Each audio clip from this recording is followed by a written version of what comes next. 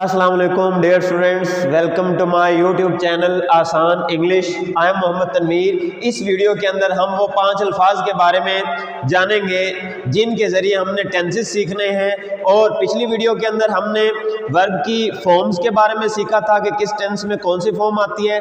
इस वीडियो के अंदर हम देखेंगे कि उन 5 अल्फाज के ज़रिए हमने टेंसेस कैसे सीखने हैं और कैसे हेल्पिंग वर्ब को सीखना है। जो पिछली वीडियो के अंदर हमने 2 बातें कही थी, एक फॉर्म ऑफ वर्ब, एक हेल्पिंग वर्ब। तो इस वीडियो के अंदर हमने हेल्पिंग वर्ब के बारे में जानना है उन 5 अल्फाज के जरिए। तो 5 अल्फाज कौन से हैं देखते हैं। अब जो लोग इस चैनल पे नए हैं वो इस चैनल को सब्सक्राइब करें और बेल आइकन को भी दबाएं ताकि उनको लेटेस्ट वीडियोस मिलती रहे। तो बच्चों, ये वो 5 अल्फाज हैं जिनके जरिए हम सारे टेंसेस भी सीखेंगे और हेल्पिंग वर्ब भी इन्हीं के जरिए सीखेंगे। बेसिकली ये हेल्पिंग वर्ब की ही किस्में हैं। तो जो टू डू है ये फर्स्ट पे हमने रखा, फिर टू पे या सेकंड पे हमने टू बी रखा और थर्ड पे हमने टू हैव रखा। और आगे चौथी और पांचवी जो हमारी वर्ड्स की स्कीम है उसमें विल और शैल हैं। तो ये 5 अल्फाज के जरिए हमने हेल्पिंग वर्ब सीखने हैं, दूसरे अल्फाज में हमने टेंसेस सीखने हैं। तो आए देखते हैं कि टू डू से क्या मुराद है, टू बी से क्या मुराद है, टू हैव से क्या मुराद है। ठीक है, तो टू डू जो है इसमें आते हैं डू, डज और डिड। जब भी टू डू का नाम लिया जाएगा तो इससे मुराद होंगे 3 किस्म के अल्फाज, डू, डज और डिड। आप देखें डू से मिलते जुलते जो हैं वो डू, डज, डिड हैं, तो वो इसके अंदर फाल करते हैं। ठीक है, अब आगे बढ़ते हैं। टू बी जो है इसके अंदर 5 अल्फाज हैं, इज, एम, आर, वाज, वर। जब भी टू बी का नाम लिया जाएगा तो इससे मुराद 5 वर्ड्स होंगे। कौन कौन से? इज, एम, आर, वाज, वर, ये 5 अल्फाज होंगे। ठीक, उसके बाद अगली किस्म है टू हैव।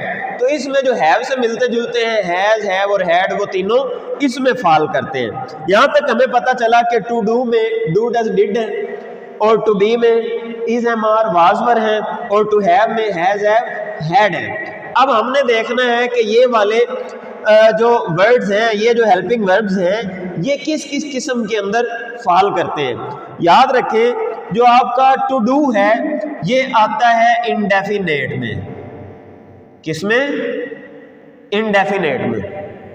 और इसके जो पहले 2 हैं, फर्क ये है कि वो प्रेजेंट के इंडेफिनेट में आते हैं और जो ये नीचे डिड है ये पास्ट के इंडेफिनेट में आता है।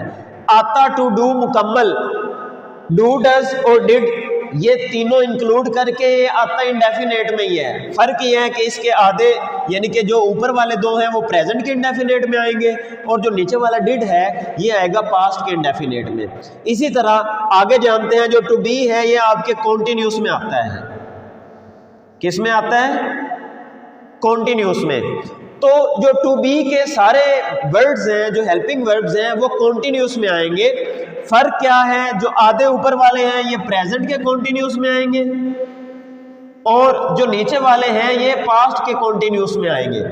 इसका मतलब टू डू के बारे में हमने जाना, ये इंडेफिनेट में आता है। इसमें 3 है, डू, डज, डिड। जो डू, डज है वो प्रेजेंट के इंडेफिनेट में, डिड जो है वो पास्ट के इंडेफिनेट में। उसके साथ हमने देखा टू बी ये कॉन्टिन्यूस में आता है और इसके जो आधे हैं इज, एम, आर, ये आते हैं प्रेजेंट के कॉन्टिन्यूस में और जो वाज और वर हैं ये पास्ट के कॉन्टिन्यूस में आते हैं। आता टू बी मुकम्मल जो है ये कॉन्टिन्यूस में ही है। आगे हम देखते हैं टू हैव जो है ये आता है परफेक्ट में और इसके साथ साथ परफेक्ट कॉन्टिन्यूस में। एक तो परफेक्ट में और दूसरा परफेक्ट कॉन्टिन्यूस में आता है।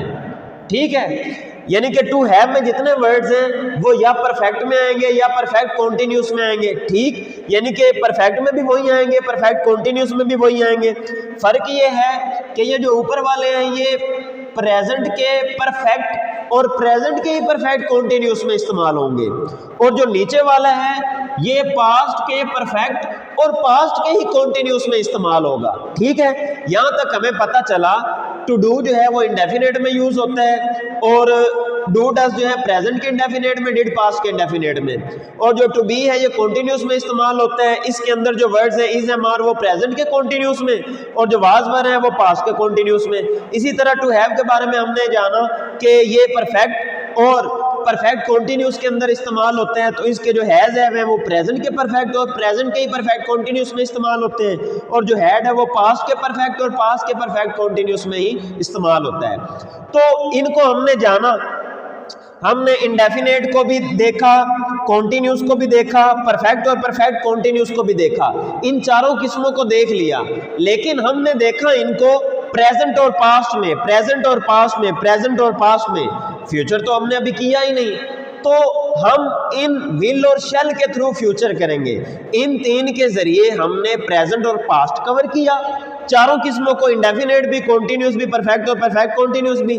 अब हमने विल और शैल के जरिए सारा फ्यूचर कवर करना है। तो सबसे पहले हम प्रेजेंट और पास्ट को सीक्वेंस में देख लें, जैसे इधर हमने रैंडमली देखा, उधर जरा सीक्वेंस में भी देख लेते हैं। और इसकी अगर फॉर्म ऑफ वर्ब की बात करें तो इसके टू डू जो चूंकि इंडेफिनेट में आता है, तो हमने पिछली वीडियो के अंदर देखा था कि इंडेफिनेट जो होता है उसमें वर्ब की फर्स्ट फॉर्म आती है, तो इधर फर्स्ट फॉर्म आएगी।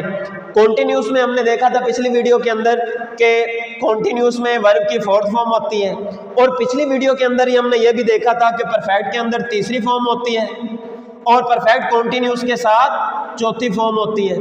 ठीक है, तो जिस किसी ने अभी पिछली वीडियो नहीं देखी जो हमें फॉर्म ऑफ वर्ब्स के बारे में सिखाएगी, उनसे दरखास्त है कि वो पिछली वीडियो जो फॉर्म ऑफ वर्ब्स है वो भी एक दफ़ा देख लें, तो आपको ये क्लियर हो जाएगा। अब हम देखेंगे कि प्रेजेंट और पास्ट के अंदर इंडेफिनेट, कॉन्टिन्यूस, परफेक्ट और परफेक्ट कॉन्टिन्यूस की सीक्वेंस किस तरह है। तो सीक्वेंस से हम इनको देखते हैं। बच्चों, प्रेजेंट के अंदर इंडेफिनेट है, कॉन्टिन्यूस है, परफेक्ट और परफेक्ट कॉन्टिन्यूस है। इधर से हमने देखा कि इंडेफिनेट में आते हैं डू, डस, डिड, ठीक है, और प्रेजेंट के इंडेफिनेट में आते हैं उनमें से डू और डस, ठीक है। और कॉन्टिन्यूस में हमने देखा कि आते हैं इज, एम, आर, वाज, वर, और अगर प्रेजेंट का कॉन्टिन्यूस हो तो इज, एम, आर आते हैं। परफेक्ट में हमने देखा कि हैज, हैव, हैड आते हैं, और प्रेजेंट का परफेक्ट हो तो हैज, हैव आएंगे, ठीक है। और जो परफेक्ट के हेल्पिंग वर्ब होते हैं वही परफेक्ट कॉन्टिन्यूस के होते हैं, बस उनके साथ बीन का इजाफा हो जाता है। तो यहाँ तक हमें प्रेजेंट का पता चल गया। हमने इधर भी पढ़ा, पिछली वीडियो में भी पढ़ा कि इंडेफिनेट के साथ फर्स्ट फॉर्म आती है, कॉन्टिन्यूस में फोर्थ आती है, परफेक्ट में थर्ड और परफेक्ट कॉन्टिन्यूस में फोर्थ। तो फॉर्म्स भी हमने दोबारा पढ़ ली। तो उसके साथ अगर हम पास्ट देखें तो पास्ट के इंडेफिनेट में हम देखेंगे, सबसे पहले देख लें कि इंडेफिनेट में क्या आते हैं। इंडेफिनेट में आते हैं जी डू, डस, डिड, तो ये तो हम पास्ट पढ़ रहे हैं, तो पास्ट के इंडेफिनेट में डिड आता है। आगे हम कॉन्टिन्यूस देखें तो कॉन्टिन्यूस में हमें पता है इज, एम, आर, वाज, वर होते हैं, और पास्ट का अगर कॉन्टिन्यूस हो तो वाज, वर होते हैं। आगे परफेक्ट देखें तो परफेक्ट में आते हैं हैज, हैव, हैड, और अगर पास्ट का हो तो उसमें हम क्या लगाते हैं, हैड, ठीक है। और हमें पता है कि जो परफेक्ट के हेल्पिंग वर्ब हो वही परफेक्ट कॉन्टिन्यूस के होते हैं, जैसे ये हैड और साथ बीन है, ठीक है। सिर्फ परफेक्ट के हेल्पिंग वर्ब और परफेक्ट कॉन्टिन्यूस के हेल्पिंग वर्ब में फर्क होता है कि बीन का इजाफा हो जाता है। फॉर्म ऑफ वर्ब देखें तो हमें पता है इंडेफिनेट में फर्स्ट फॉर्म, कॉन्टिन्यूस में और परफेक्ट कॉन्टिन्यूस में फोर्थ फॉर्म, और परफेक्ट अकेला हो तो थर्ड फॉर्म। अब हम आते हैं फ्यूचर की तरफ। तो बच्चों, हमने देखना है इस पूरे फ्यूचर को, हमने इन दो अल्फाज के जरिए ही सीखना है। पूरा फ्यूचर स्टैंड इन दो अल्फाज पे करता है, ठीक है। इंडेफिनेट में सिर्फ विल और शैल हेल्पिंग वर्ब होते हैं, ठीक। तो इधर आपके सामने इंडेफिनेट में विल और शैल है, चूंकि इंडेफिनेट है, वर्ब की फर्स्ट फॉर्म है। आगे हम देखते हैं कॉन्टिन्यूस, ठीक है। इसमें भी चूंकि हमने अभी पढ़ा कि सारे फ्यूचर के अंदर विल और शैल होते हैं, इसका मतलब इसमें भी होते हैं। तो फिर इंडेफिनेट और कॉन्टिन्यूस में फर्क क्या होगा अगर विल शैल ही होने हैं इधर भी। तो ये कॉन्टिन्यूस है। हमने देखा कि टू बी जो होता है ये कॉन्टिन्यूस में होता है। मैं इस टाइटल की बात कर रहा हूँ, इसके अंदर आने वाले अल्फाज की बात नहीं कर रहा। जो टू बी होता है ये कॉन्टिन्यूस में आता है, इसी वजह से हम कॉन्टिन्यूस में देखते हैं कि विल और शैल के साथ बी लगा हुआ है, ये वाला, ठीक। इसी वजह से विल और शैल के साथ बी है। आगे है परफेक्ट। परफेक्ट में आता है टू हैव, ठीक है। क्या आता है, टू हैव।